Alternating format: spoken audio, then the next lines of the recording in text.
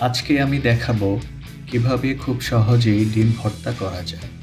এর জন্য আমার যা যা লাগছে: ২টি ডিম, ২টি পেঁয়াজ, ২ থেকে ৩টি কাঁচামরিচ, ধনেপাতা, লবণ।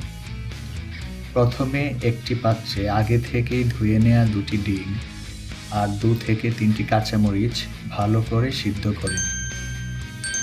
সেদ্ধ হয়ে গেলে আমি একটি চামচ দিয়ে ডিম আর কাঁচামরিচগুলো একটি বাটিতে উঠিয়ে নিব।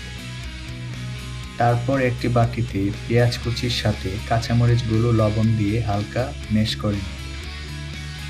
এরপর ওই ম্যাশ করা পেঁয়াজ আর কাঁচামরিচের সাথে ডিম আর অল্প ধনেপাতা মিশিয়ে নিব। প্রয়োজনে গার্নিশ হিসেবে ধনেপাতা ব্যবহার করতে পারি। ডিম ভর্তা তৈরি। আশা করি ডিম ভর্তা করার এই সহজ রেসিপি আপনার রান্নার সময় কমিয়ে আনতে সাহায্য করবে।